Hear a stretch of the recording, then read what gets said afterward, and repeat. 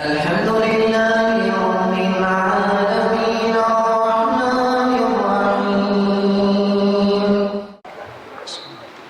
Assalamualaikum warahmatullahi wabarakatuh. Innal hamdalillah nahmaduhu wa nasta'inuhu wa nastaghfiruh wa na'udzu billahi min shururi anfusina wa sayyiati a'malina. May yahdihillahu fala mudilla lahu wa may yudlil fala hadiya lahu. Asyhadu an la ilaha illallah wahdahu la syarika lahu wa asyhadu anna Muhammadan abduhu wa rasuluh alladzi la rasula wa la nabiyya ba'dah. Ya ayyuhalladzina amanu taqullaha haqqa tuqatih wa la tamutunna illa wa antum muslimun. Amma ba'd. Bapak dan Ibu kaum muslimin dan kaum muslimat yang dirahmati oleh Allah Subhanahu wa taala. Alhamdulillah, puji dan syukur senantiasa kita sampaikan kepada Allah Subhanahu wa taala. Salawat dan salam kita sampaikan kepada Rasulullah sallallahu alaihi wasallam dan juga kepada keluarga beliau, para sahabat, para tabi'in serta orang-orang mukmin yang senantiasa mengikuti beliau sampai hari kiamat nantinya. Pada malam hari ini kita lanjutkan pembahasan kita dari pembahasan hadis Arba'in An-Nawawiyah, yaitu pembahasan hadis yang ke-19. Hadis ini dari Abdullah bin Abbas radhiyallahu ta'ala anhuma.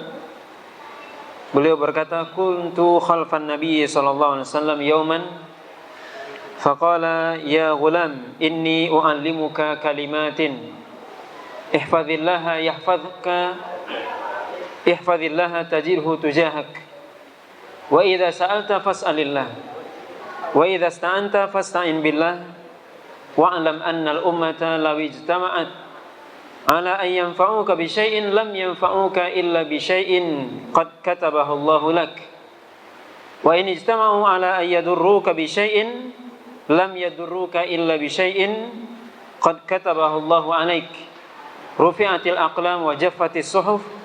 Rawahu Tirmidzi wa qala hadisun hasanun sahih. Wa fi riwayati ghairi Tirmidzi ihfazillaha tajidhu amamak ta'arraf ila Allahi fi ar-rakha ya'rifka fi shiddah wa'lam anna ma akhta'aka lam yakun liyusibak wa ma asabaka lam yakun liyukhti'ak wa'lam anna an-nasra ma'as sabri wa anna al-faraja ma'al karbi wa anna ma'al usri yusra. Hadis yang mulia ini dari Abdullah bin Abbas, salah seorang sahabat Nabi sallallahu alaihi wasallam sekaligus sepupu Nabi sallallahu alaihi wasallam, yang tentunya ketika Nabi sallallahu alaihi wasallam menyampaikan pesan ini dan wasiat ini masih kecil.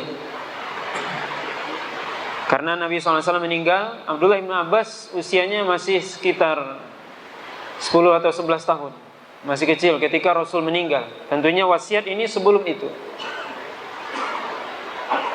Abdullah bin Abbas mengatakan, dan beliau adalah salah seorang sahabat yang banyak meriwayatkan hadis dan didoakan oleh Nabi SAW dengan doanya yang masyhur, yaitu Allahumma faqihu fid din wa 'allimhu ta'wil. Ya Allah, berikan pemahaman kepada anak ini, ya, pemahaman yang benar terhadap agama, dan ajarkan kepada dia takwil, yaitu at-tafsir. Maka Abdullah bin Abbas salah seorang sahabat yang mulia dan sahabat yang termasuk para ulamanya para sahabat dan masih muda. Beliau mengatakan bahwasanya saya suatu ketika berada di belakang Nabi sallallahu alaihi wasallam. Kemudian Nabi mengatakan kepadaku dengan perkataan, ya ghulam, inni u'allimuka kalimatin. Wahai anak kecil. Ya, ghulam artinya anak yang masih kecil, di bawah 10 tahun. Itu disebut ghulam. Inni u'allimuka kalimatin. Saya akan mengajarkan kepadamu beberapa kalimat. Maka Nabi SAW, kita bisa lihat di sini bagaimana tawaduknya Nabi SAW. Beliau berjalan kadang dengan masih anak kecil, ya, Abdullah bin Abbas yang masih kecil. Kemudian Nabi SAW mengajarkan kepada Abdullah bin Abbas beberapa kalimat, ya, pesan-pesan. Tentunya ini khusus kepada Abdullah bin Abbas dan umumnya kepada kita tentunya. Kalimat yang pertama atau wasiat pertama yang disampaikan oleh Nabi SAW kepada Abdullah bin Abbas dan juga kepada kita tentunya, di mana Nabi SAW mengatakan, ihfadzillaha yahfadzka. Ini pesan pertama. Ini wasiat pertama yang diwasiatkan oleh Nabi SAW kepada Abdullah bin Abbas dan juga kepada kita. Ihfadzillaha yahfadzka. Jagalah Allah, maka Allah pasti menjagamu. Ini wasiat pertama. Apa maksud menjaga Allah? Tentunya enggak sama atau bukan seperti kita menjaga harta kita, anak istri kita, kebun kita dan sebagainya. Bukan itu. Para ulama menjelaskan ihfadzillaha, jagalah Allah, yaitu jagalah perintah-perintahnya untuk selalu kita lakukan. Jagalah larangannya untuk tidak kita kerjakan. Jagalah batasan-batasan Allah, aturan-aturan Allah agar tidak kita langgar. Ini maksud dari ihfadzillah. Jagalah Allah. Jagalah Allah. Bagaimana kita menjaga perintah-perintah Allah SWT? Seluruh perintah Allah kita kerjakan, terutama yang wajib. Perintah yang wajib itu didahulukan dan itu yang harus kita jaga. Mulai dari kewajiban yang paling wajib setelah berakidah, yaitu salat yang 5 waktu. Wajib kita jaga, karena ini amalan yang paling besar dalam Islam. Karena ini adalah tiang dari Islam. Karena inilah amalan yang akan pertama kali ditanya oleh Allah di akhirat setelah kita dibangkitkan. Karena ini adalah pembeda antara orang muslim dan orang kafir. Salat. Ini kewajiban paling besar. Kita jaga salat yang 5 waktu. Kita laksanakan di masjid dan seterusnya. Maka menjaga perintah Allah SWT yang wajib-wajib. Salatnya kita jaga, puasa yang wajib. Kemudian kalau kita punya harta, zakat yang wajib atau haji dan sebagainya. Maka perintah Allah SWT itu kita jaga, kita laksanakan. Terutama yang wajib. Kemudian baru setelah itu kita melakukan yang sunnah atau menambah dengan yang sunnah-sunnah. Seluruh perintah Allah kita kerjakan. Kemudian larangan Allah kita tinggalkan. Larangan yang paling besar kesyirikan. Karena Allah SWT banyak dalam ayat dalam Quran mengatakan, "U'budullah wa la tusyriku bihi syai'an." Sembahlah Allah, jangan melakukan kesyirikan.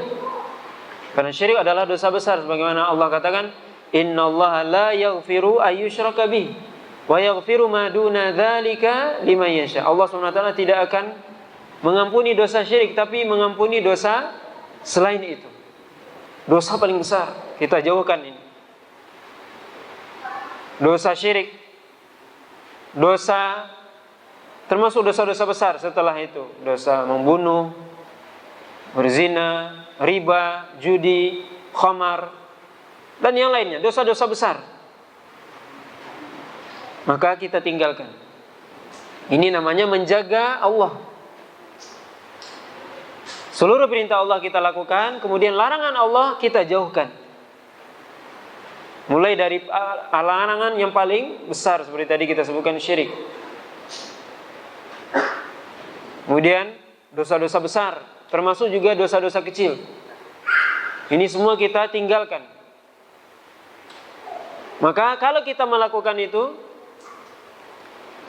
kata Allah SWT, kata Rasulullah SAW, yahfadzka. Allah pasti menjagamu. Ini pasti. Karena kalau kita belajar bahasa Arab, ketika disebutkan ihfadzillah, itu adalah amar, perintah. Maka yahfadzka jawabul amar, jawab dari perintah itu pasti. Jagalah Allah, pasti Allah akan menjagamu. Bagaimana Allah SWT menjaga kita? Allah SWT akan menjaga kita dalam hal pertama dunia kita, menjaga diri kita, keluarga kita, harta kita dan sebagainya. Termasuk yang paling besar adalah menjaga agama kita. dari fitnah. Dua fitnah yang paling besar, yaitu fitnah syubhat dan syahwat. Dan ini yang paling penting, penjagaan Allah SWT terhadap kita dari fitnah, ya, terhadap agama kita, yaitu dari fitnah syubhat, yaitu pemikiran-pemikiran yang menyimpang, ajaran-ajaran yang sesat. Ini kalau kita menjaga perintah Allah tadi, Allah akan jaga kita dari syubhat, ya, pemikiran yang menyimpang, hal-hal yang tidak jelas, yang samar. Kemudian termasuk menjaga kita dari fitnah yang kedua, yang besar juga, syahwat. Bagaimana di zaman kita sekarang, fitnah syahwat juga sangat besar. Maka seorang yang dia menjaga Allah dengan menjaga perintah Allah, seluruh perintah Allah dia lakukan, larangan Allah dia jauhkan, maka Allah pasti jaga dia, menjaga harta dia, menjaga dirinya, menjaga keluarganya. Termasuk menjaga yang paling penting kita sebutkan, menjaga agama kita. Allah menjaga agama kita sehingga kita tidak terkontaminasi, terpengaruh dengan pemikiran-pemikiran yang menyimpang, yang nyeleneh, atau fitnah syahwat yang sangat dahsyat, terutama di zaman kita sekarang. Maka ini wasiat pertama. Dan wasiat ini mesti kita renungkan dan kita amalkan. Bagaimana kita menjaga Allah, Allah pasti menjaga kita. Dan bentuk penjagaan Allah tentunya seberapa kita menjaga Allah, sebegitu juga Allah akan menjaga kita. Seberapa kita menjaga perintah Allah tadi, agar kita melaksanakan perintahnya, menjauhkan larangannya, begitu juga penjagaan Allah kepada kita. Semakin kita jaga Allah, semakin kita laksanakan perintahnya, kita jauhkan larangannya, begitu juga Allah SWT akan menjaga kita dalam hal dunia kita dan akhirat kita atau agama kita. Maka ini wasiat pertama. Ihfazillaha yahfazka. Yang kedua, kata Rasulullah SAW, wasiat yang kedua, ihfazillaha tajidhu tujahak. Jagalah Allah, Allah berada di hadapanmu. Apa maksudnya? Kalau kita menjaga perintah Allah, sama tadi maksudnya, ihfazillah, jaga perintah Allah untuk kita kerjakan, jaga larangan Allah agar kita jauhkan. Tajidhu amamak, maka Allah ada di hadapanmu. Apa maksudnya? Allah akan membantu kita dalam segala urusan kita, memudahkan urusan kita. Maka ini lebih spesifik lagi dari yang pertama tadi. Yang pertama, Allah akan, kalau kita menjaga Allah, Allah jaga kita. Yang kedua lebih khusus.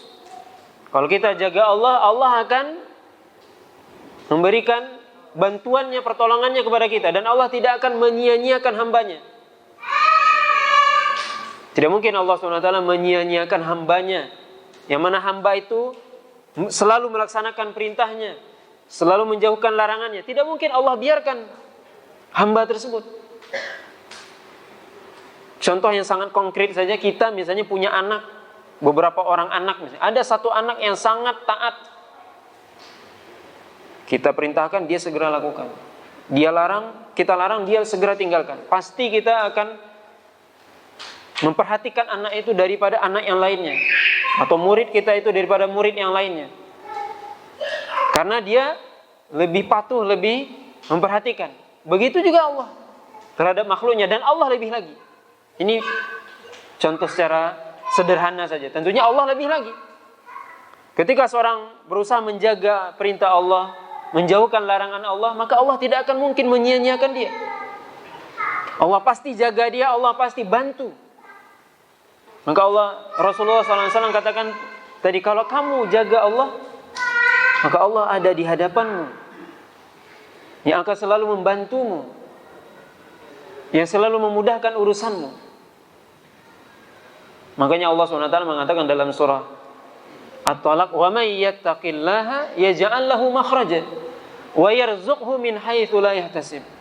Siapa yang bertakwa kepada Allah, maka Allah berikan kepada dia jalan keluar dari segala macam persoalan.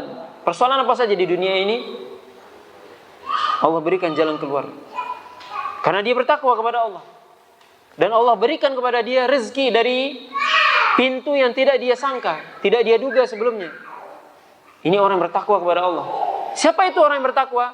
Orang yang melaksanakan perintah dan menjauhkan larangan Allah. Itulah orang yang bertakwa. Berarti orang yang bertakwa adalah orang yang menjaga Allah. Maka Allah pasti bantu dia. Allah tidak akan menyia-nyiakan dia. Allah tidak akan membiarkan dia. Tapi Allah bantu. Ini yang kedua. Yang ketiga, pesan Nabi SAW, wa idza sa'alta fas'alillah. Jika kamu minta, mintalah sama Allah.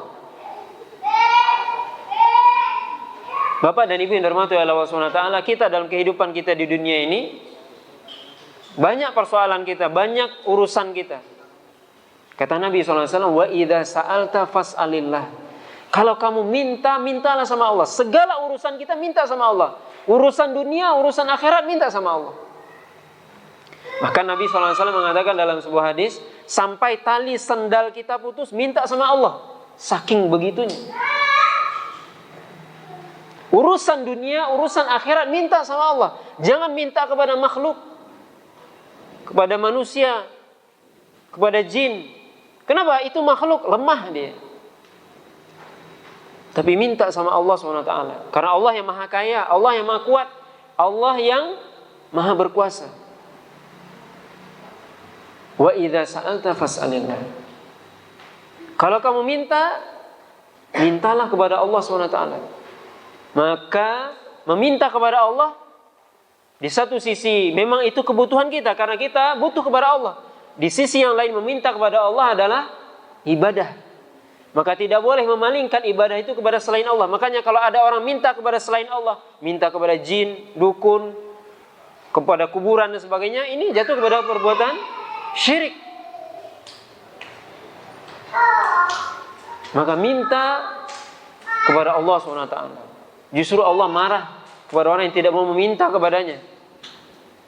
Allah SWT mengatakan, wa qala rabbukum ud'uni astajib lakum innal ladzina yastakbiruna an ibadati sayadkhuluna jahannama dakhirin. Katakan wahai Muhammad, bahwasanya Rabb kalian mengatakan, ud'uni astajib lakum, mintalah kepadaku, beribadahlah kepadaku, berdoalah kepadaku, aku akan beri. Sungguh orang yang tidak mau meminta kepadaku, enggak mau beribadah kepadaku, akan aku lemparkan ke dalam neraka secara hina, kata Allah SWT. Maka berdoa, meminta, itu adalah ibadah. Maka minta sama Allah. Apapun urusan kita, minta sama Allah. Segala urusan kita, segala kebutuhan kita, minta sama Allah SWT. Kenapa? Sekali lagi, Allah yang maha kaya, Allah yang maha kuasa, Allah yang memberi rezeki. Segala kebutuhan kita minta sama Allah. Kita butuh rezeki, minta sama Allah, karena Allah Ar-Razzaq. Segala urusan kita mintalah kepada Allah SWT. Wa idza sa'alta fas'alillah. Ini pesan yang ketiga. Yang keempat kata Nabi SAW, wa idza sta'anta fasta'in billah. Kalau kamu minta tolonglah hanya kepada Allah. Ini lebih spesifik juga dari yang ketiga tadi. Kalau meminta segala macam apa yang kita minta, kebutuhan kita. Tapi sekarang minta tolong lebih khusus. Kalau minta tolong hanya kepada Allah, jangan minta kepada selain Allah. Inilah kita baca 17 kali sehari semalam. Iyyaka na'budu wa iyyaka nasta'in. Hanya kepada Engkau ya Allah kami menyembah, beribadah. Dan hanya kepada Engkau ya Allah kami minta tolong atau mohon pertolongan. Maka kalau kita butuh pertolongan, maka mintalah hanya kepada Allah SWT. Jangan minta tolong kepada yang lainnya. Minta tolong kepada makhluk. Makhluk itu lemah, manusia lemah, jin lemah. Apalagi kepada orang yang sudah meninggal minta. Makhluk lemah, makhluk fakir. Allah SWT katakan, ya ayuhan nas antumul fuqara'u ilallah wallahu huwal ghaniyul hamid. Wahai manusia, kamu itu semuanya fakir kepada Allah. Allah lah yang maha kaya lagi maha terpuji. Maka kalau kita minta sama Allah. Minta sama Allah yang maha kaya, yang maha berkuasa. Jangan minta kepada manusia yang lemah. Allah katakan wa khuliqal insanu dha'ifa, dan diciptakan manusia itu lemah. Kita ini lemah. Fisik lemah. Semuanya lemah kita. Tidak ada yang kuat. Yang maha kuat hanya Allah SWT. Maka ini pesan dari Nabi SAW kepada Abdullah bin Abbas. Wa idza sta'anta fasta'in billah. Kalau kamu minta tolong, minta tolonglah hanya kepada Allah. Kemudian Nabi SAW mengatakan dalam wasiatnya yang kelima, Nabi mengatakan apa? Wa'lam annal ummata law ijtama'an ala an yanfa'uka bi syai'in lam yanfa'uka illa bi syai'in qad katabahallahu lak. Ketahuilah, kata Nabi SAW, kalau seandainya seluruh umat ini, seluruh manusia, jin, seluruh makhluk bersatu padu, bersekutu, ingin memberikan satu faedah, ingin memberikan satu manfaat kepada Anda, tidak mungkin faedah tersebut, manfaat itu sampai kepada Anda kecuali dengan izin Allah, kecuali yang sudah ditakdirkan oleh Allah. Maka ini pesan dari Rasulullah SAW agar kita tidak boleh berharap kecuali hanya kepada Allah. Berharap hanya kepada Allah. Kita ingin kebaikan, berharap hanya kepada Allah. Dan agar kita menjauhi sifat iri, hasad. Kenapa? Karena kebaikan itu semuanya apa yang ada sama kita atau ada sama teman kita, saudara kita, itu semuanya takdir dari Allah. Itu pemberian dari Allah SWT. Maka seluruh makhluk kalau ingin memberikan suatu faedah kebaikan kepada kita, tidak mungkin itu sampai sama kita kecuali Allah, yang Allah izinkan, yang Allah sudah takdirkan. Istilah sederhananya orang tua kita dulu, rezeki kita tidak mungkin diambil orang. Kebaikan yang ingin diberikan oleh orang tidak mungkin sampai kepada kita, walaupun semua manusia bersatu padu, kecuali yang sudah Allah tetapkan. Oleh karena itu berharap hanya kepada Allah. Jangan berharap kepada manusia. Sebaliknya, wa in ijtama'u ala ayyadurruka bi syai'in lam yadurruka illa bi syai'in qad katabahallahu 'alaik. Kalau seandainya seluruh manusia, jin, makhluk semuanya bersatu padu ingin mencelakakan Anda, ingin membahayakan Anda, ingin memberikan mudarat kepada Anda, tidak akan sampai bahaya itu, tidak akan sampai mudarat itu kecuali yang sudah ditetapkan oleh Allah, kecuali dengan izin Allah. Ini pendidikan apa? Ini pesan apa? Tidak boleh takut kecuali hanya kepada Allah. Jadi tidak perlu takut kepada manusia, tidak perlu takut kepada jin, dan tidak boleh takut. Takut hanya kepada Allah. Seluruh orang ingin mencelakakan kita, seluruh orang di dunia ini bersatu padu ingin mencelakakan kita, karena kita tidak sesuai dengan keinginan mereka. Tidak mungkin itu sampai sama kita kecuali dengan izin Allah.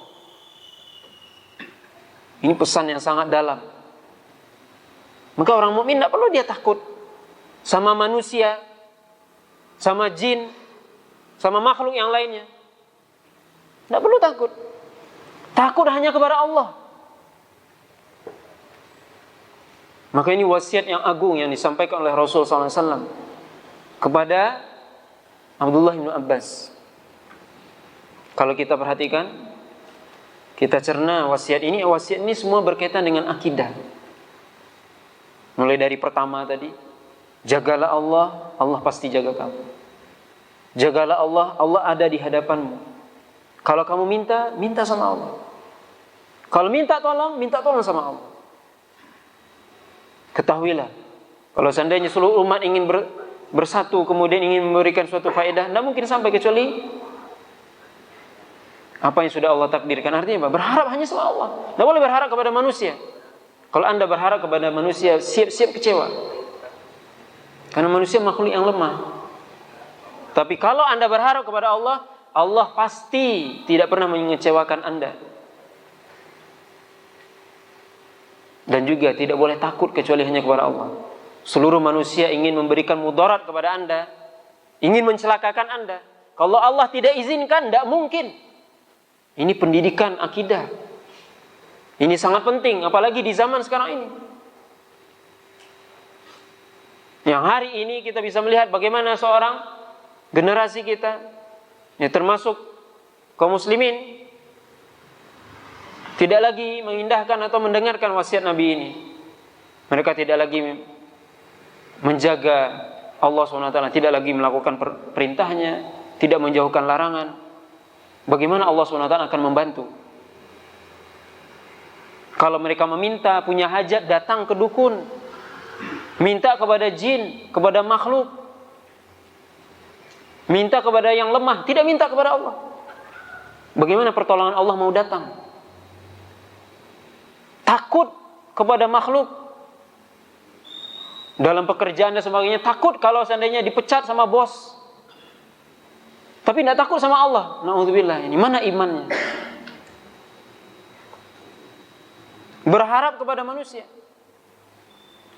Nah, ini pendidikan akidah sangat penting. Dan ini hari ini banyak kaum muslimin yang tidak mengerti tentang hal ini, sehingga mereka larut dengan dunianya sampai seperti tadi kita sebutkan, sampai dalam masalah-masalah yang sudah jelas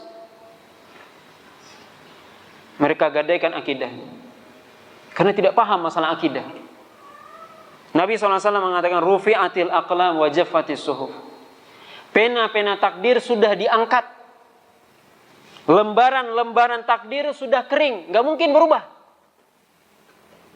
Jadi apa yang telah terjadi, sedang terjadi, dan yang akan terjadi pada diri kita sudah ditakdirkan oleh Allah SWT. Kita menjalaninya saja. Maka tidak perlu kita takut, kecuali hanya kepada Allah. Tidak perlu kita berharap kecuali hanya kepada Allah. Kemudian dalam hadis, ya hadis ini diriwayatkan oleh Imam Tirmidzi dan beliau mengatakan hadis hasan sahih. Kemudian diriwayat selain Imam Tirmidzi, Nabi SAW mengatakan, ihfazillaha tajidhu amamak. Jagalah Allah, Allah berada di hadapanmu. Ya, semua seperti tadi. Kalau kita menjaga perintah Allah, Allah akan membantu kita. Allah akan menolong kita. Allah tidak akan menyia-nyiakan kita. Kemudian kata Nabi SAW, ta'arraf ilallah firraha, ya'arifka fi syiddah. Kenalilah Allah ketika Anda lapang. Pasti Allah akan mengenalmu ketika kamu susah, ketika kamu sempit. Apa maksud hadis ini? Apa maksud pesan ini? Ketika kita lapang, ketika kita sehat, kenali Allah. Bagaimana kita mengenali Allah? Beribadah kepada Allah, sholat, jaga hak Allah, tunaikan. Ketika kita sehat, tunaikan hak Allah. Itu artinya kita mengenal Allah.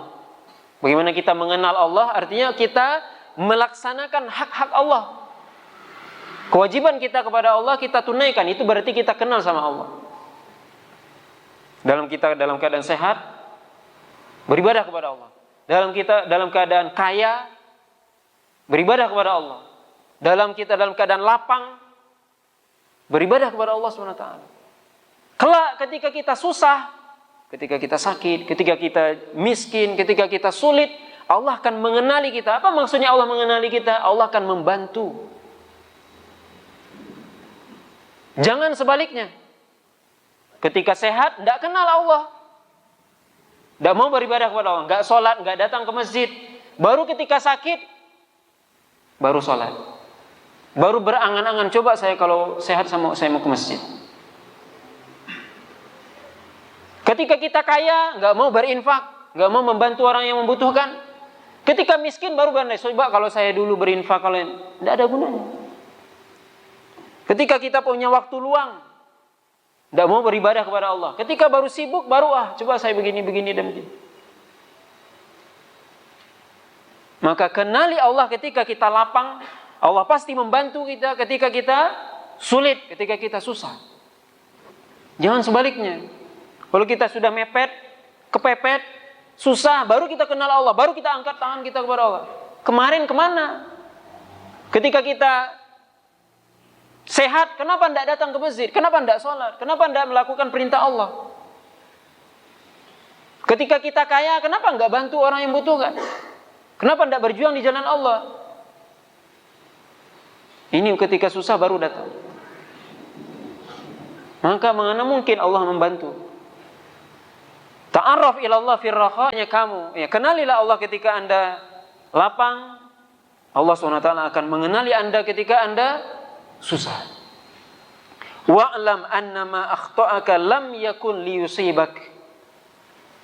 Ketahuilah bahwasanya apa yang luput darimu tidak mungkin menimpamu.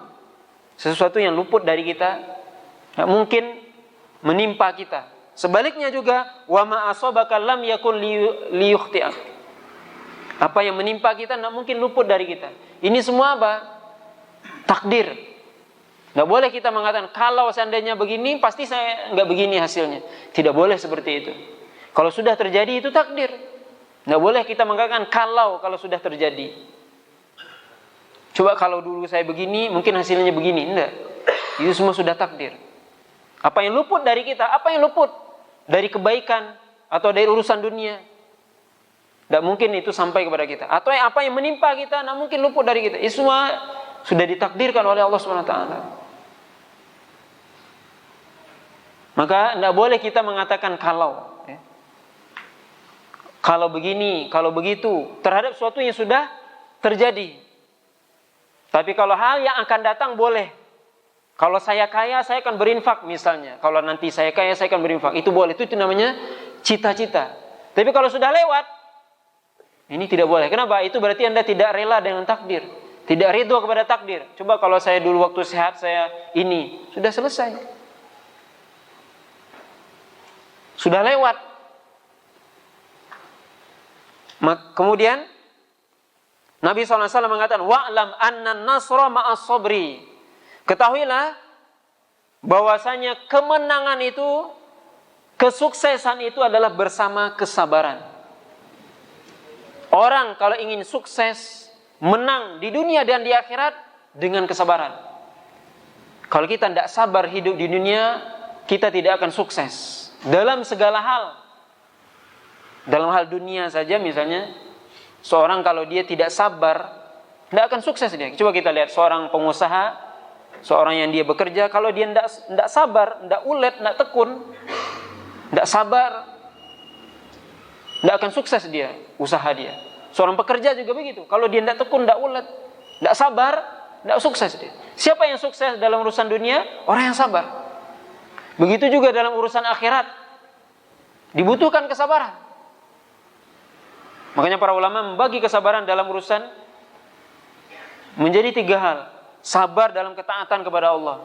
Kita sholat, kita melaksanakan perintah Allah, butuh kesabaran. Sholat, puasa, kita berinfak, butuh kesabaran ini. Sholat ini gimana? Butuh kesabaran. Datang ke masjid, butuh kesabaran. Berpuasa, butuh kesabaran. Menahan hawa nafsu kita. Berinfak, melawan hawa nafsu dari kekikiran, kebakilan diri kita. Butuh kesabaran. Ini kalau saya berinfak berkurang harta saya ini. Jadi tidak berinfak. Ini melawan kekikiran yang ada dalam diri. Allah mengatakan wa may yuqa syuhha nafsihi fa ulaika humul muflihun. Kalau seorang yang bisa menjaga dirinya dari kebakilan dirinya, itulah orang yang sukses. Maka orang yang bakhil tidak akan beruntung dunia akhirat. Tapi orang yang mampu memelihara dirinya melawan kikir, itu dia sukses. Maka seorang tidak mungkin sukses kecuali dia sabar. Sabar dalam ketaatan kepada Allah. Kemudian sabar dalam meninggalkan larangan Allah juga perlu kesabaran. Apalagi zaman sekarang. Larangan Allah di hadapan mata kita. Bahkan bersama dengan kita. Ada larangan Allah SWT. Ini ujian. Ujian dari Allah SWT. Sabar nak kita di tengah godaan dunia. Yang ini dilarang oleh Allah, yang ini dilarang. Sabar nak kita menghadapi ini semua. Ini butuh kesabaran. Orang yang sabar dialah yang sukses. Kalau dia tidak sabar, seperti tadi ketika melakukan perintah, kalau dia tidak sabar, tidak sholat, tidak sabar dia datang ke masjid, tidak datang ke masjid. Tidak sabar dia untuk sholat, tidak mau sholat jadi akhirnya. Puasa juga begitu. Berinfak juga enggak mau berinfak dia. Jadi tidak sabar, tidak sukses dia di dunia dan akhirat. Begitu juga dalam meninggalkan larangan Allah. Bagaimana godaan dunia sangat dahsyat. Kalau dia tidak sabar, dia tidak tahan dirinya hawa nafsunya, dia akan terseret dalam apa yang dilarang oleh Allah dan maksiat. Kalau tidak sabar kita menahan diri ini, maka kita akan terperosok ke lembah maksiat, kemudian akan dilemparkan ke dalam neraka. Naudzubillah. Tidak sukses di akhirat. Dunia akhirat tidak sukses. Kemudian sabar dalam apa dari takdir Allah SWT. Apa yang Allah timpakan kepada kita, kita sabar. Ini orang yang sukses. Apa yang kita hadapi sekarang ini, apa yang Allah takdirkan kepada kita, kita sabar menghadapinya. Itu orang yang akan berhasil, beruntung dunia akhirat. Kemudian Nabi SAW mengatakan, wa annal faraja ma'al karbi. Sungguhnya ketika datang kesulitan, maka dengan datangnya kesulitan itu akan datang kemudahan. Setiap datang kesulitan ada kemudahan. Ini janji dari Allah, ini janji dari Rasul. Setiap kesulitan yang datang pasti akan ada kemudahan. Ya, setiap kesusahan ada kemudahan. Tidak ada orang yang hidup di dunia ini selalu dalam keadaan susah terus, enggak ada. Pasti ketika dia mengalami kesusahan, setelah itu bahkan bersamaan dengan itu datang kemudahan. Ini janji dari Allah. Cuma di sini apa? Butuh kesabaran. Ketika kita diuji oleh Allah SWT dengan kesusahan, kesulitan, butuh kepada kesabaran.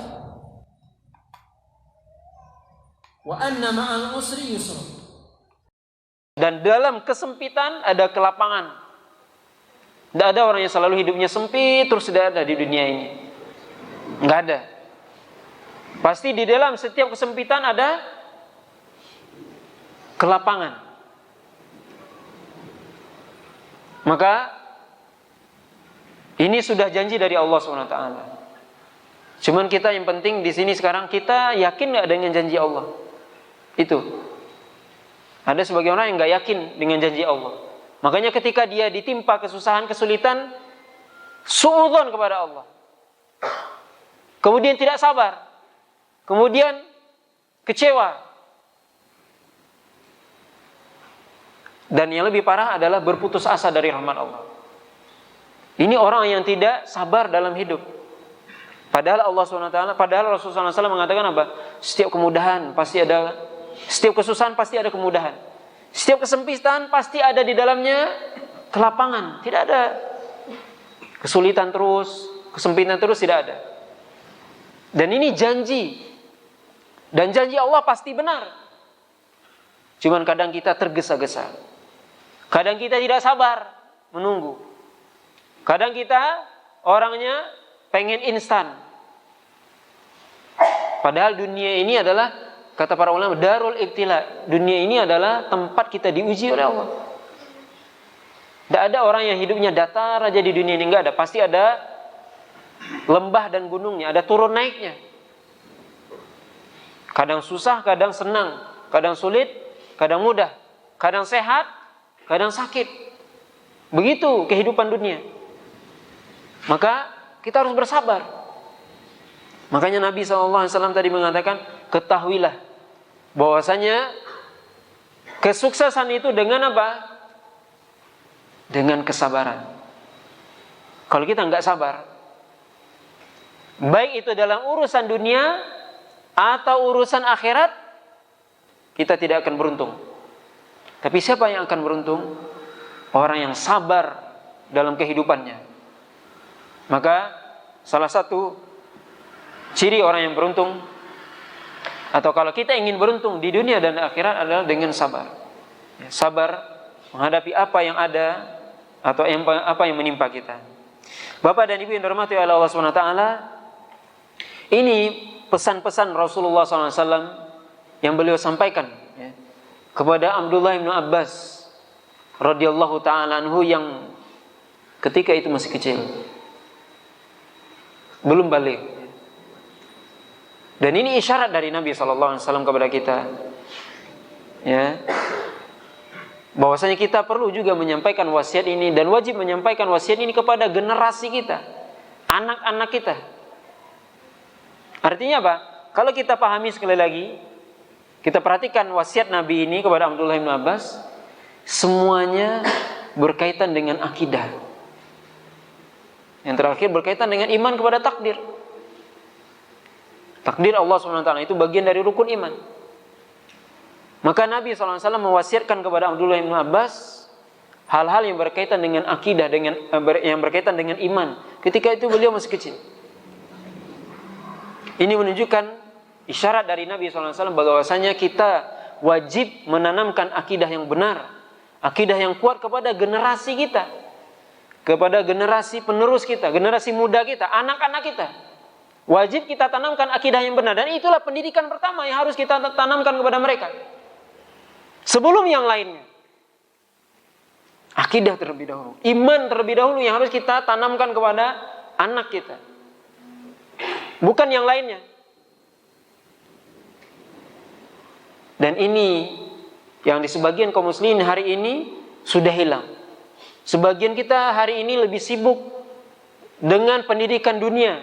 Kita lebih senang kalau anak kita berprestasi dalam ilmu fisika, matematika dan sebagainya. Tapi kalau misalnya anak kita tidak paham sholat yang benar, baca Al-Quran yang benar, kita jarang sedih. Tidak memperhatikan itu. Maka bagaimana generasi yang akan datang? Tergantung pendidikan kita hari ini. Bagaimana Islam di negeri kita ini? Tergantung pendidikan kita kepada anak-anak kita, kepada generasi hari ini. Tanamkan akidah yang kuat, yang tidak bisa digoyang atau digoyah dengan berbagai macam godaan dunia. Tapi kalau pendidikan akidah tidak kuat, mudah goyah dan goyang, mudah terombang-ambing. Sedikit kena tiupan angin, sudah goyang. Sedikit kena debu dari dunia, sudah terkontaminasi. Kenapa? Akidah tidak kuat. Maka kita hari ini wajib kita mengajarkan akidah yang benar sekali lagi kepada anak-anak kita. Hari ini anak-anak kita, bagaimana pendidikan mereka?